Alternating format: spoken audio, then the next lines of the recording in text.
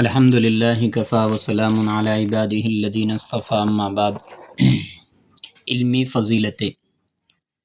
ارشاد فرمایا انبیاء کرام کو اللہ پاک نے خاص شان عطا فرمائی اور اس کی وجہ بھی علم ہی تھا۔ ان کی فضیلت علم ہی کی وجہ سے تھی۔ حضرت آدم علیہ السلام کو علم کی وجہ سے فرشتوں سے سجدہ کروایا گیا۔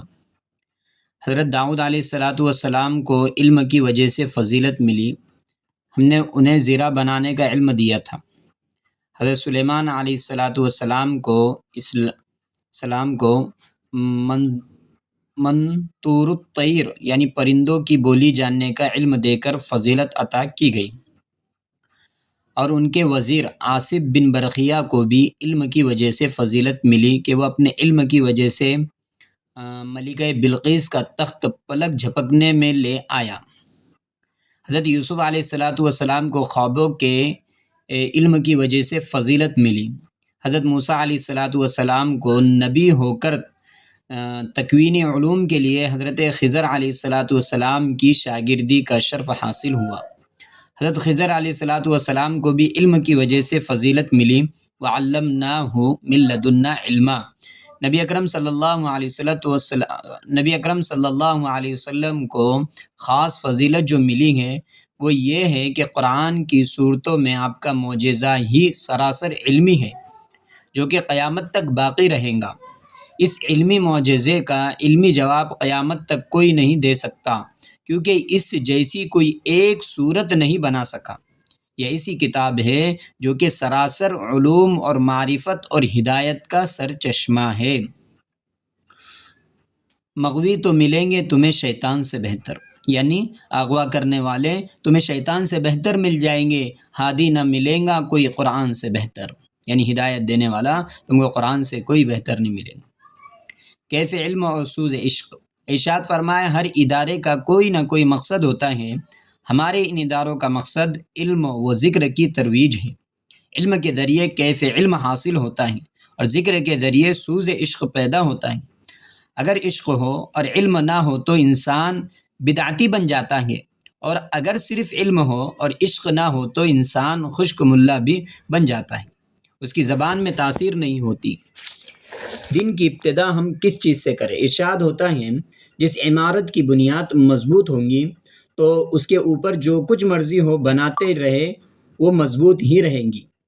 اگر بنیاد ہی کمزور ہو تو ہر لمحہ گرنے کا خطرہ لائق رہے گا۔ اسی طرح اپنے دن کی ابتدا بھی اچھی طرح سے کرے، سورہ یاسین پڑھ کر اور مختصر دعائیں مانگ کر شروع کرے تاکہ پورا دن نیکی اور تقوی طہارت میں گزرے۔ جب اس طرح دن کی ابتدا کی جائیں گی تو انشاءاللہ سارا دن اچھا گزرے گا اور انسان اللہ پاک کی رحمتوں سے لطف اندوز ہوتا رہے گا۔ علم کی قدر۔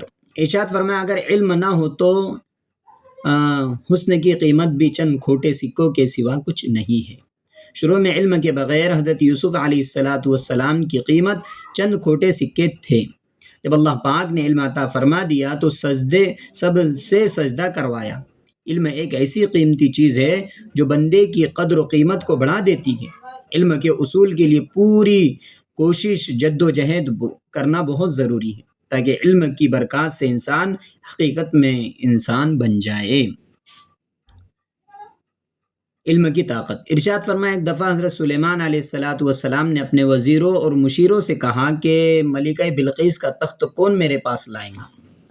جنوں میں سے ایک بڑے جن نے کہا کہ میں آپ کی مجلس برخاست ہونے سے پہلے اسے لے آؤں گا، مگر ایک عالم جنہیں کتاب کا علم ملا تھا انہوں نے عرض کیا میں پلک جھپکنے کی دیر میں لے آؤں گا۔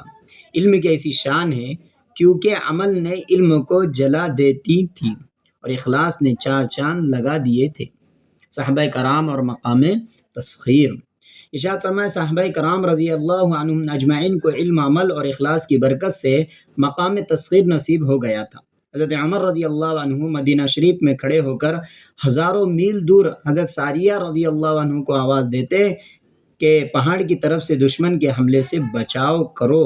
صحابہ کرام نے ایک دفعہ جنگل کے درندوں سے آواز لگا کر کہا کہ ہم غلامان محمد صلی اللہ علیہ وسلم ہیں، ہمیں اس جنگل میں رہنا ہے، تو درندوں نے افریقہ کا وہ جنگل خالی کر دیا۔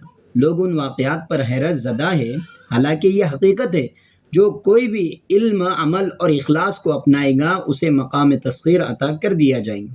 اگر کسی کو شک ہو تو وہ اپنی زندگی میں علم و عمل اور اخلاص کو پیدا کرے، پھر دیکھے کیسے اس کے لیے فتوحات کے دروازے کھول دیے جائیں گے۔ اللہ پاک ہم سب کو ان باتوں پر عمل کرنے کی توفیق نصیب فرمائے۔ وآخر دعوانا ان الحمد للہ رب العالمین۔ اللہ